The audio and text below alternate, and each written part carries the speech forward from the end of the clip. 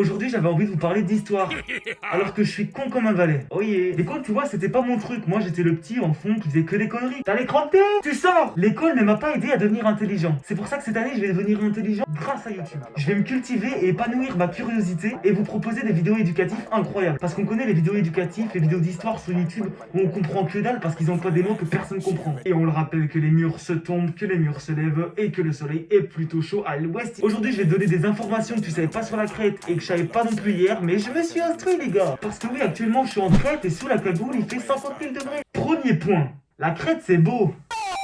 La Crète, ou l'île des dieux, ou l'île de Candide, ouais, elle a plein de blazes. Déjà, on l'appelle île des dieux parce que Zeus, il est né là-bas et il a vécu toute son enfance. Il collectionnait ses meilleures cartes Pokémon là-bas. Zeus, pour ceux qui connaissent pas, c'était le fils du titan Chronos et de la titanide Rhea. Pas confondre avec Titanic. Zeus, c'était le roi des dieux, mais plus précisément le roi de la foudre et du ciel et tout, t'as capté? Chez eux, ça devait être une dinguerie.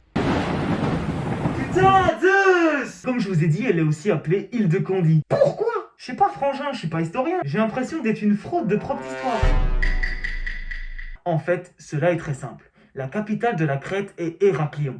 Et son nom médiéval, c'est Candie. Et ce nom a longtemps désigné aussi bien la Crète que Héraclion. Merci Jamil. Si vous venez en Crète, allez visiter le palais des Knossos. En vrai de vrai, c'est juste des cailloux. En gros, sur l'île de 2100 à 1200 avant Jésus-Christ, j'étais même pas né, hein, c'est pour vous dire que ça date. Les gens qui habitaient, c'était la civilisation myonienne. Myonienne.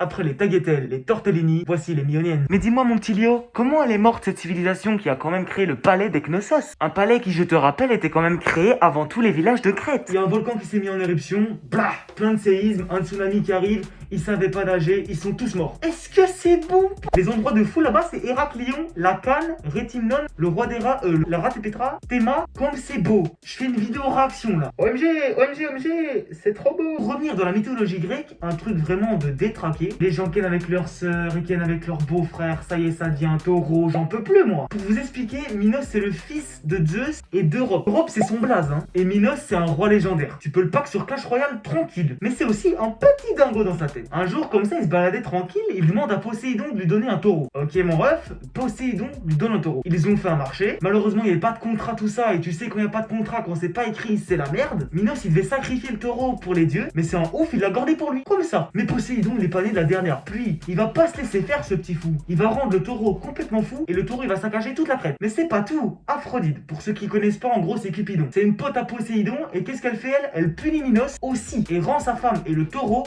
amoureux. Oh la pute. Après ça, la meuf à Minos et le taureau font un gosse et ça fait le Minotaure. Mais il a fait peur à personne. Parce que Minos, il a appelé son meilleur pote architecte. Il a construit un labyrinthe énorme. Et ils ont foutu le Minotaure dedans. Mais c'est pas fini. On aimerait bien que le Minotaure, ça soit une dinguerie. Il déchire tout. Pas du tout. Il fait peur à tout le monde. Mais il est dans un labyrinthe et il bouge pas. Le frère, il passe sa vie dans le labyrinthe au calme. J'ai jamais vu un mec aussi nul en orientation. Après des décennies, frère, c'est bon, tu trouves, non? Des années après, Minos, il fait la guerre. Oh, il a pas le temps. Lui s'en bat les couilles. Il a mis son Minotaure en prison. Le boug, maintenant, il va se battre. Il gagne contre Athènes. Et du coup, il leur donne que chaque année, 7 filles et 7 garçons partent dans le labyrinthe, je sais plus parler, et aillent se faire déchirer par le Minotaure. On aimerait bien que quelqu'un réussisse à le fumer, ce Minotaure. Mais même si les gens le tueraient, eh ben il resterait bloqué dans le labyrinthe. Mais Thésée et Ariane, des craquitos, frère, ils ont pris un fil. Qu'est-ce qu'ils ont fait? Ils l'ont planté au début. Ils ont fait tous les chemins du labyrinthe. Ensuite, ils ont tué le Minotaure. Ils ont reparti, ils ont suivi le fil.